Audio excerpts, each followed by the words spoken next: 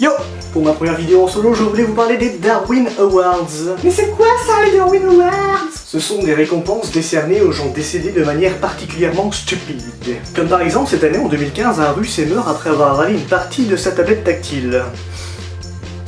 Tu as vraiment faim, quoi. Il devait vraiment avoir la dalle.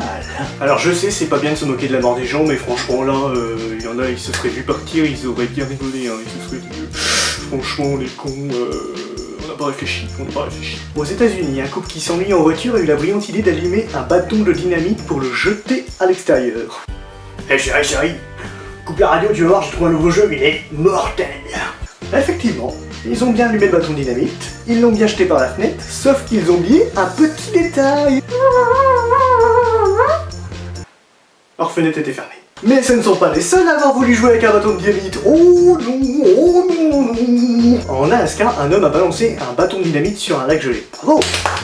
Au moins, il a réussi à le jeter. Mais c'était sans compter sur son petit toutou tout bien gentil, tout bien dressé, qui allait lui chercher sans broncher. Oh putain, une con de chien, j'espère que ça va péter avant qu'il revienne.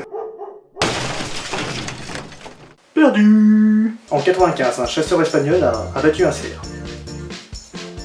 C'est tout. Sauf que le chasseur était là et que le cerf, lui, était posé sur son rocher en train de se la couler douce. Ouais, moi j'en ai marre, je sers à rien, quoi. L'animal est tombé de son rocher et a écrasé le chasseur. Mais vous imaginez ce qui se passe dans la tête d'un cerf pendant sa chute? Wow, les gars, putain, regardez, je suis devenu un cerf-volant. À San Francisco, un homme avait pour habitude de faire du jogging. Selon sa femme, ça l'aidait à faire le vide dans sa tête. Ah, vivement ce soir que je rentre. Que je retrouve ma petite femme, mon petit gamin, mon petit chien, mon petit journal, mon petit fauteuil, ma petite...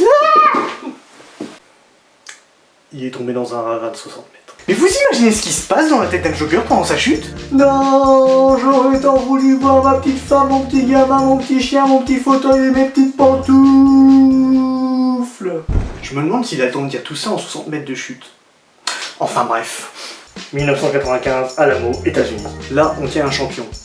Un homme entend du bruit sur son camion. Et devinez, c'est quoi sa première idée? Hey Franck, mon Francky, depuis tout à l'heure j'entends du bruit sur mon camion, alors ce qu'on va faire, c'est que toi, tu vas conduire, et moi, je vais faire fleur, je vais passer sous le camion. Déjà là, son pote aurait pu refuser et lui dire que c'est un peu dangereux.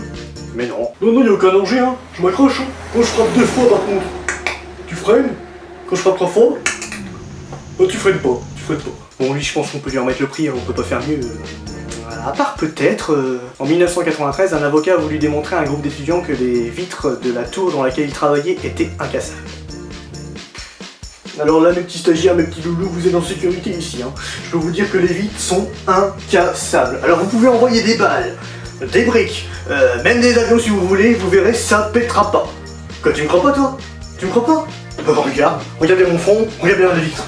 Non! Il est tombé du 24e étage. Mais vous imaginez ce qui se passe dans la tête d'un avocat pendant sa chute? Moi non, mais par contre dans la tête des stagiaires, ça doit les choquer à vie. Waouh, c'est ouf! Tu crois qu'arriver en bas, ça fait un guacamole?